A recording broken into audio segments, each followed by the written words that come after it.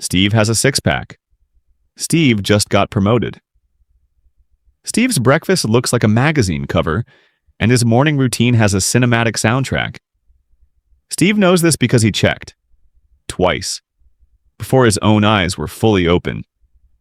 Meanwhile, this Steve is still in yesterday's t-shirt, eating cereal from a pot because all the bowls are dirty, wondering why his life looks nothing like that.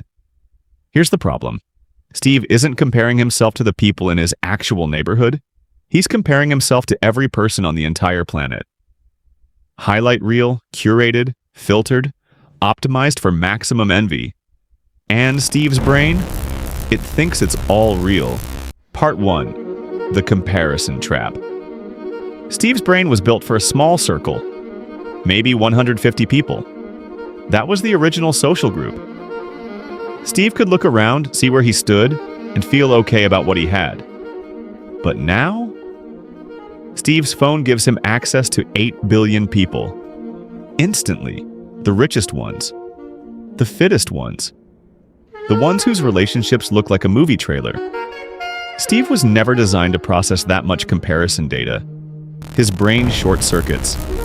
And every time Steve sees someone doing better, his brain fires a quiet little alarm. You're falling behind. That alarm has a name. Social comparison theory. Psychologist Leon Festinger figured it out in 1954. People constantly evaluate themselves by looking at others. It's automatic. Steve can't turn it off, but Steve can learn to stop feeding it. Part 2, the dopamine trap inside the trap. Here's the scary part. Steve keeps scrolling even though it makes him feel worse. Why? Dopamine. Every new profile is a mystery package. Maybe this one will inspire Steve. Maybe this person's life will light something up. So Steve scrolls. And scrolls. And each new profile either confirms Steve is behind or gives him 1 second of relief before the next one hits.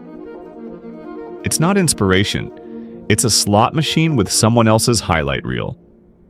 And the brain? It can't tell the difference between what's real and what's a curated performance. Steve sees the trophy, not the 10 years of invisible climbing. Part 3, the real damage. Steve compares. Steve feels small. Steve tells himself he's not good enough, not far enough, not fast enough. Then Steve does the worst thing possible. He stops trying. Why start the business when that person already built one? Why post the video when someone already has 1 million followers? Why even try when everyone else seems so far ahead? Comparison doesn't just make Steve feel bad. It steals Steve's action. Psychologists call this the comparison collapse. The gap between where Steve is and where others appear to be feels so massive that Steve freezes. Not from laziness, from overwhelm. Part 4, 4 ways Steve escapes the trap. Number 1, compare down the timeline. Don't compare Steve today to someone else's peak. Compare Steve today to Steve 6 months ago. That's the only gap that actually matters. Number 2, curate the feed. Unfollow accounts that make Steve feel small for no reason. Follow people that make Steve feel hungry to grow. The feed Steve builds shapes how he sees himself every single day. Number 3, run your own race. Every person has a different starting point, different circumstances, different path. Comparing journeys makes 0 sense when no 2 roads are the same. Number 4, use envy as data.